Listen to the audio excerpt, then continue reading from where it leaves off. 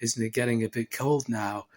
But not as cold as a certain busy person, busy old man with a beard whiter than mine in the Arctic Circle.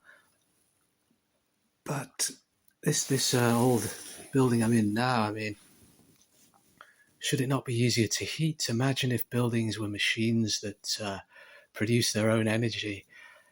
Imagine if one day we live in a time that is completely different to any other time, any other technology that's ever existed. Imagine if they had a big wind turbine that was efficient, unlike any of the wind turbines we actually have. And they'd have to charge us for the electricity, and they'd charge us a bit less, and they wouldn't want to do it, would they? And think of other buildings that are going to be knocked down. There have been a lot of buildings knocked down from the 20th century. Like even in the 70s, when the country was sort of in ruin under a Labour government, until we voted for Thatcher, and then everybody whinges about Thatcher, and people's fortunes went up a bit generally, and then now they've gone supposedly down, and they even want to do things that guarantee the ruin of the economy, and then it doesn't matter somehow, but everything's too expensive, like housing and winter fuel, supposedly. And take the 70s as an example, like antiquated, economically deprived.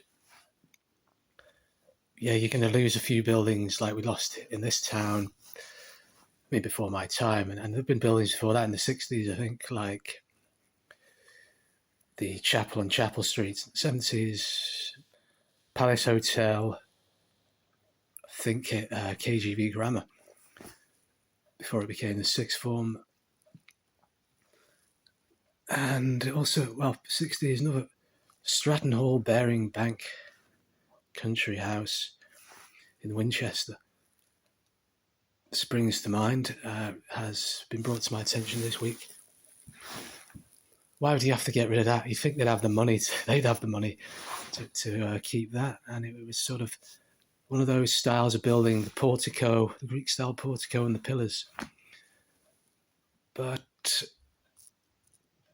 no, because I was on a bit of a binge on Methodism for some strange reason, like the Chapel Street Chapel, long gone, like what is now the mosque in this town. Like, who'd want to be a Zion primitive Methodist? Zion primitive. And also a green decade, the 70s, because with royal endorsements for modern tourist attractions, Martin Mere Wildfowl and Wetlands Trust was a wildfowl trust, and Prince Philip visited. And in Mid Wales, Machynlleth, the Centre for Alternative Technology. These technologies, electricity producing technologies, just to combine two subjects, a segue. Yeah, I forgot I was doing that then. Yeah, that was all wind turbines, solar panels, etc., and sustainable waste disposal and use. That's all for now. Thank you.